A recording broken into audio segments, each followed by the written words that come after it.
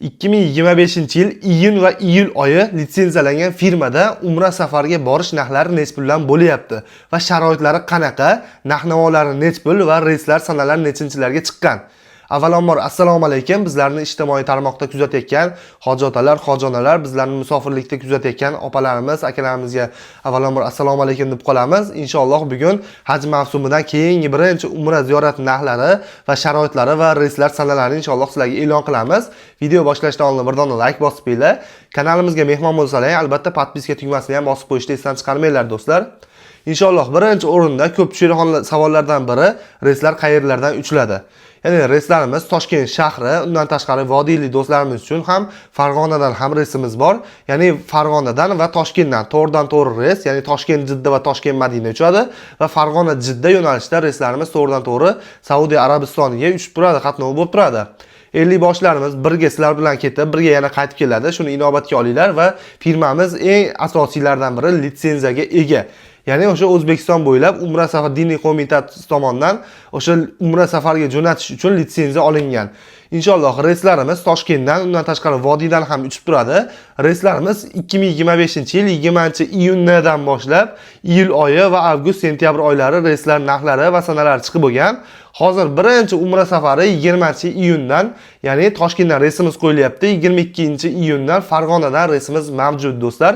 Bir dona Zagram pasport evaziga joylaying bron qildirsalaring bo'ladi. To'lov masalalari Zagram pasportlaring berganlaringda kishi boshidan $100 zakat olamiz. Bu zakat xoh ofisimizga kelib berib ketinglar. Xoh karta raqam orqali amalga oshirsalar bo'ladi, xoh pochta orqali, xoh bank orqali chiqarsalar ham bo'laveradi. Zagram pulini olishimizdan maqsad nimaga? Biz Zagram pasportini olganimizdan keyin biz kompyuterga kiritamiz, ya'ni bazaga kiritamiz. Bazaga kiritgandan keyin viza bilan biletga ro'yxatga o'tkazib qo'yamiz. Shuni inobatga olgan holatda zakat pulini so'raymiz.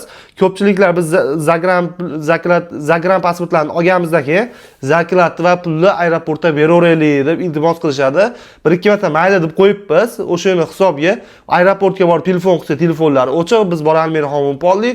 Shunga o'xshash muammolar ko'payib ketyapti. Ya'ni biz viza bilan bilet yozdirib qo'yganimizdan keyin shuni inobatga olgan holatda kishi boshida $50 yoki $100 zakat pulini bersalar inshaalloh maqsadga muvofiq bo'ladi. Ya'ni o'zlari uchun ham biz uchun ham ishonarli bo'lib qoladi do'stlar.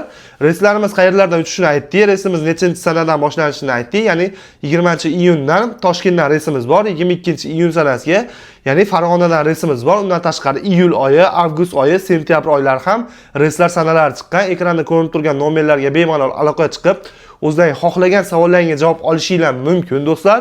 Bo'lsam o'sha Telegram yoki WhatsApp orqali ham aloqaga chiqishlaring mumkin. Bizni Tojikistondan yoki qo'shni Qirg'iziston atrofdagi do'stlarimiz, ya'ni qo'shni Qirg'iziston o'sha atrofda yurgan do'stlarimiz uchun inshaalloh bemalol aloqaga chiqinglar, joylaring bron qildiringlar. Ya'ni narxlar nimaga hozir kunda ko'tarilib qoldi?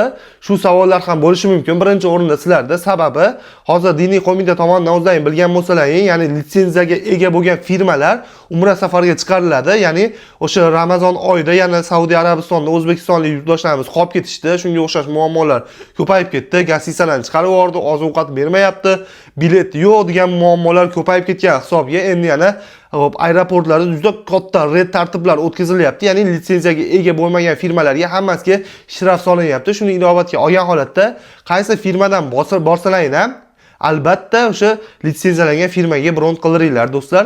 Endi firma tomonidan beriladigan narsalar va qayerlarga sayohatlar bo'ladi va undan tashqari gassisalar, masofalar, shular haqida qisqacha ma'lumot berib o'tib ketsam, bir boshdan boshlasak inshaalloh Madina-i Munavvarada 3 kun bo'linadi, Makka-i Mukarramada 11 kun bo'linadi. Ya'ni jami 14 kunlik umra ziyorati bo'ladi do'stlar. Madina-i Munavvarada gassisamiz masofasi 300 metr, 400 metr oralig'ida bo'ladi. Makka-i Mukarramada esa 1,5-2 kilometr oralig'ida bo'ladi. Makka-i Mukarramada inshaalloh 24 soatlik avtobus xizmatlarimiz bor. Bemalol o'sha gassisa pastiga tushsalar avtobuslar bor, o'tirib bemalol haramga borib ibodat qilib kelishlari mumkin bo'ladi. Madina-i Munavvarada avtobus qo'yilmagan, chunki gassisamiz o'ta yaqin, 300-400 metr. O'zi ozgina yuradigan bo'lsalar ham bemalol Masjidul Nabaviyga chiqib ibodat qilish imkoniyatiga ega bo'lasizlar do'stlar. Undan tashqari 3 mahal milliy taomlarda o'zimizni O'zbekistondan borgan povurlarimiz sizlar xizmatlaringda bo'lishadi. Ya'ni issiq taomlar qilib berib turishadi 3 mahal. Xo'p, undan tashqari yana qayerlarga sayohatlar bo'ladi?